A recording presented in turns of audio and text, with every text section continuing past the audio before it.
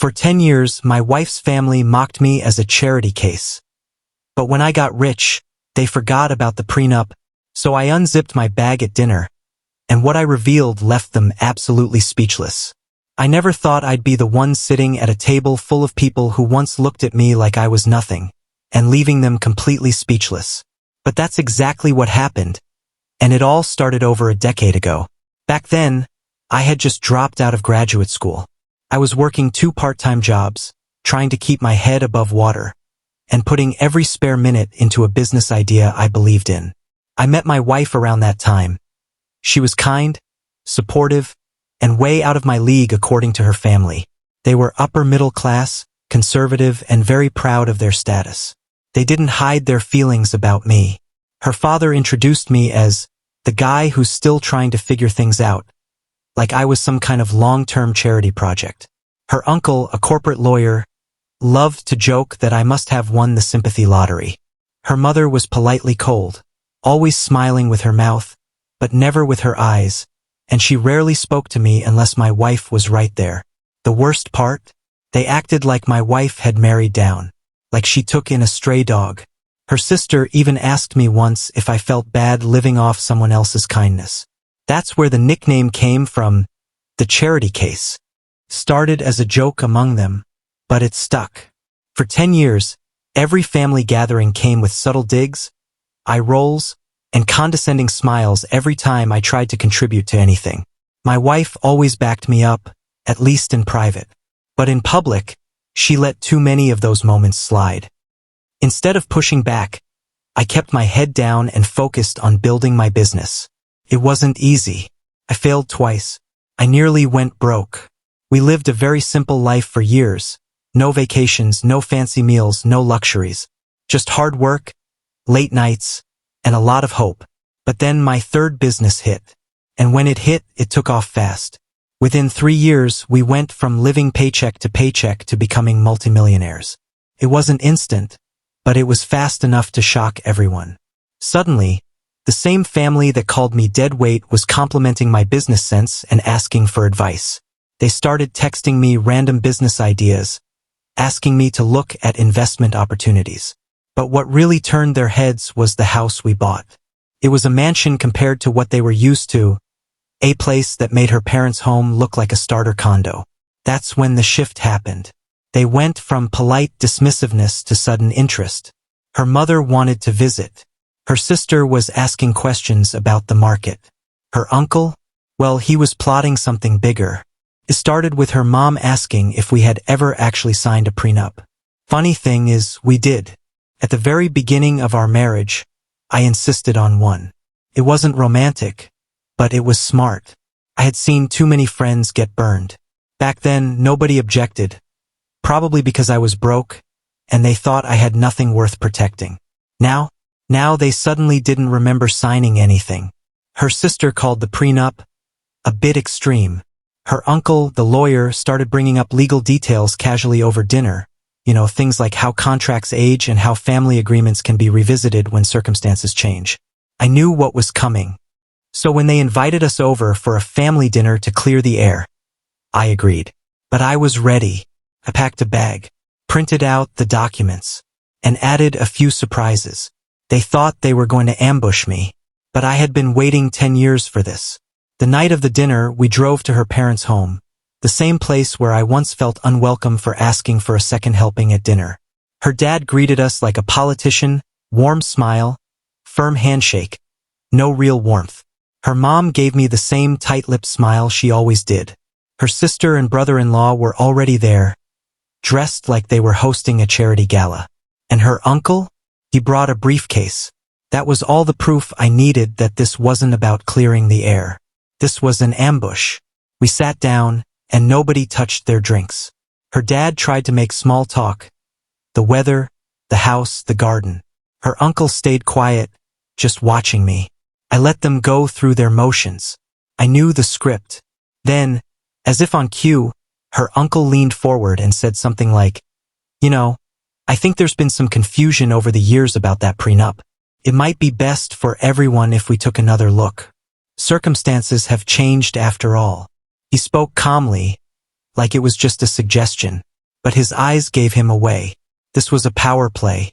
They all thought I'd panic. Or get defensive. Maybe make a scene. Instead, I unzipped my bag. I pulled out a black folder and placed it gently on the table. That night at the dinner felt like something out of a movie script, except I wasn't acting. I was simply tired of pretending.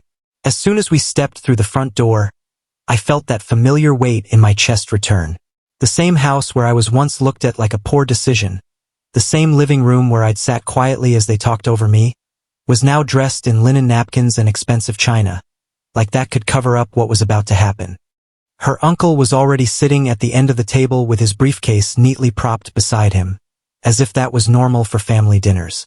Her dad offered me a drink, his smile as empty as the glass he handed me.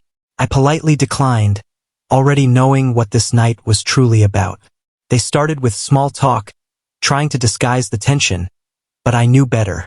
I'd watched these people for a decade. They weren't interested in rebuilding trust, they wanted access. Her uncle was the first to make his move, speaking in a calm tone about reevaluating family finances and modernizing old agreements now that our circumstances had changed. It was his way of pretending that the prenup was just a piece of paper that could be quietly rewritten. I let him speak, nodding occasionally, not out of agreement, but because I wanted to give them every chance to dig their own hole. And then, when the table fell quiet waiting for my reply, I reached down, unzipped my bag, and gently placed the black folder on the table. That sound alone, the zipper unraveling, shifted the room's energy entirely. The folder wasn't labeled, but its weight was felt immediately. No one moved. I opened it slowly, one page at a time. The signed prenup, their witness signatures, the lawyer's stamps, the dated emails, the digital records, I had it all. I didn't need to say a word. Every flip of a page was louder than anything I could have spoken. Their faces changed. The fake smiles faded. The polite conversation died in their throats. Her uncle tried again, mumbling something about agreements evolving. But I shut the folder and spoke firmly. This agreement is final. It was final then, and it's final now. And no, we're not revisiting anything. There was silence. My wife's parents looked stunned. Her sister looked like she wanted to say something but didn't. Her uncle pressed his lips together, then leaned back. My wife just looked at me, and for the first time in years, I think she finally saw me not as a man fighting for respect, but as one who'd earned it without their permission. I told them straightforwardly that I wasn't their charity case anymore. I never was, and none of them would see a penny of my money. Not now. Not ever. Not as gifts, not as loans, not as vacation invites, and certainly not as some shared family fund. We left early. No one touched the food. The only thing served that night was a plate of truth they'd been avoiding for a decade. In the car ride home, my wife was quiet, staring out the window like she was replaying every past interaction in her mind. She didn't argue. She didn't defend them. She just sat there, processing. The next morning, the fallout started. Her mom sent a long passive-aggressive message about being disappointed and that I had brought legal tension to a family meal. Her dad followed up with a softer text, saying they just wanted to talk and I took it too seriously.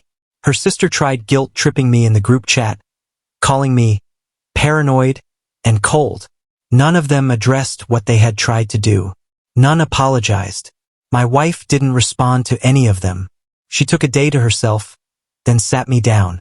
She said that she now realized how much she had let slide over the years. The jokes, the comments, the way her family treated me like a project instead of a person. She admitted that part of her always hoped they'd come around. But now, after what they tried to pull, she couldn't keep pretending. She told me that she didn't know they were planning a legal ambush. And I believed her, because for the first time since we met, she wasn't just defending them out of habit. She was choosing clarity. The weeks that followed were tense, but also healing. Her uncle even left a letter at our door one afternoon, nicely worded, compromising, but clearly another attempt to negotiate access.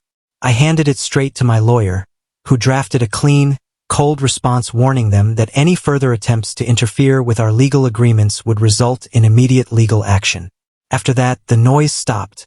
Publicly, they pretended everything was fine, like we'd just grown apart. But privately, I knew they were furious they didn't get what they came for. And honestly, let them be. They never valued me when I had nothing.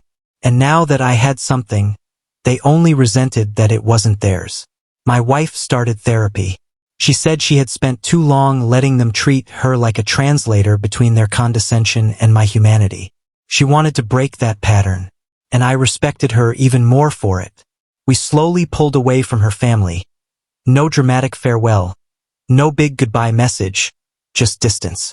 Distance where there used to be guilt, silence where there used to be jabs. Now we spend time with people who matter. Friends who didn't vanish when we were struggling. Colleagues who don't measure worth in paychecks. We work on projects that make us feel alive, not just rich. I think back sometimes to the days I'd walk into her parents' home in my one good jacket, hoping to prove I belonged, hoping for basic respect. Now I don't need their approval. I don't even think about it. I don't feel out of place anymore. I feel free. That folder with the prenup still sits in my fireproof safe. I haven't opened it since that night. I don't need to. They know what's in it. More importantly, they know who I've become. If you enjoyed that story, don't forget to hit the subscribe button.